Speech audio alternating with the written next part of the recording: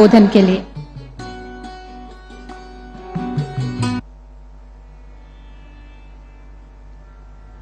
हिंदवी स्वराज्याचे सरसंस्थापक छत्रपती शिवरायांना मानाचा मुजरा करतो। भारतीय राज्यघटनेचे शिल्पकार भारतरत्न डॉक्टर बाबासाहेब आंबेडकर यांना मानवंदना अर्पित करतो। जळगाव जिल्ह्यामध्ये आल्यानंतर आई मुक्ताई आणि बहिणाबाई यांचं देखील या ठिकाणी स्मरण करतो, त्यांना नमन करतो। आणि आज आपल्यामध्ये उपस्थित असलेले अखिल विश्वातील सर्वाधिक लोकप्रिय नेते आणि भारताचे प्रधानमंत्री माननीय मोदीजींचं आमच्या सगळ्या मातृशक्तीच्या वतीनं या ठिकाणी खूप खूप स्वागत करतो। मंचावर उपस्थित असलेले माननीय राज्यपालजी, आपले लोकप्रिय मुख्यमंत्री एकनाथ शिंदेजी, उपमुख्यमंत्री अजितदादा पवार, या ठिकाणी विशेष रूपाने उपस्थित असलेले आपले केंद्रीय कृषी मंत्री शिवराज सिंग चौहानजी, मंचावर उपस्थित असलेले केंद्रातले आणि राज्यातले सगळे मंत्री, खासदार, आमदार, पदाधिकारी आणि या ठिकाणी उपस्थित माझ्या सर्व लाडक्या बहिणींनो आणि लाडक्या भावांनो देखील,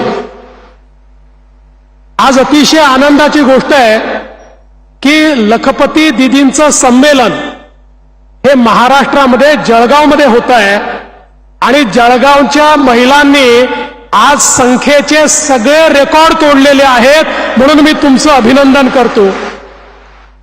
आत्ताच आपण सगळ्यांनी लखपती दीदींसोबतचं इंटरॅक्शन या ठिकाणी बघितलं, कशा प्रकारे महिलांना संधी दिली तर त्या विश्व बदलू शकतात हे आपल्याला पाहायला मिळालं। आणि देशाचे प्रधानमंत्री मोदीजी नेहमी सांगतात, विकसित भारत करायचा असेल तर तो महिलांच्या माध्यमातूनच होऊ शकतो। महिला देशाच्या अर्थव्यवस्थेच्या मुख्य धारेत आल्या तरच विकसित भारत आपल्याला करता येईल।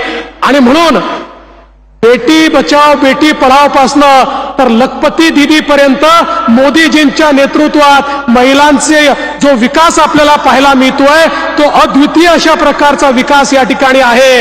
आणि मोदीजींनी तर 2029 पासनं देशाचा कारभारही महिलांनाच देण्याचा निर्णय घेतलेला आहे। त्यामुळे आता नारी शक्तीला कोणी रोखू शकत नाही। मोदीजींच्या आशीर्वादाने महाराष्ट्रामध्ये देखील आपण नारी सन्मानाचे कार्यक्रम सुरू केले।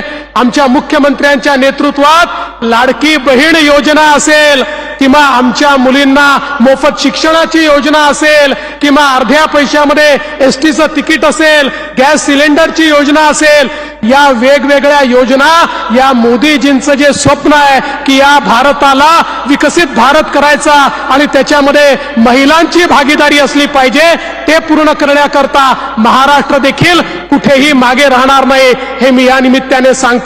मला सांगताना आनंद वाटतो, आज महाराष्ट्रामध्ये 75 लाख परिवार हे बचत गटाशी जोडलेले आहेत। लवकरच ते 2 कोटीपर्यंत पोहोचण्याचं काम आपण करणार आहोत। आणि मला हे सांगितलं पाहिजे, आमच्या बचत गटाला आपण फिरतं भांडवल हे दुप्पट तर केलंच, पण मी महिलांचे याकरता आभार मानतो। महिलांना दिलेला पैसा न पैसा त्या परत करतात, एक पैसाही त्या कधी बुडवत नाही।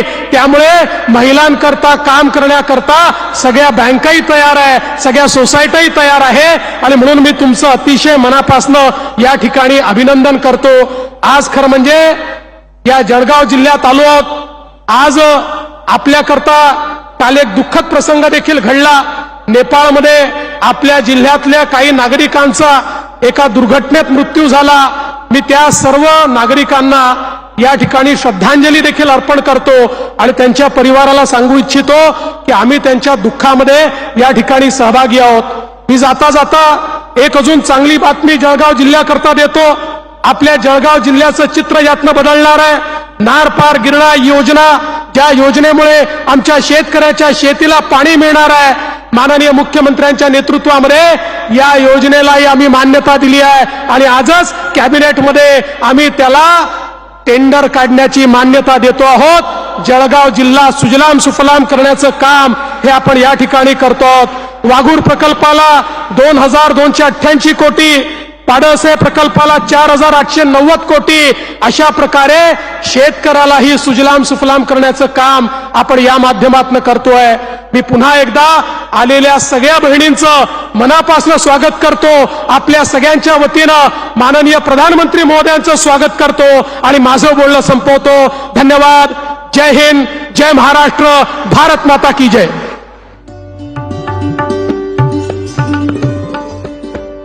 बहुत धन्यवाद माननीय आपका. अब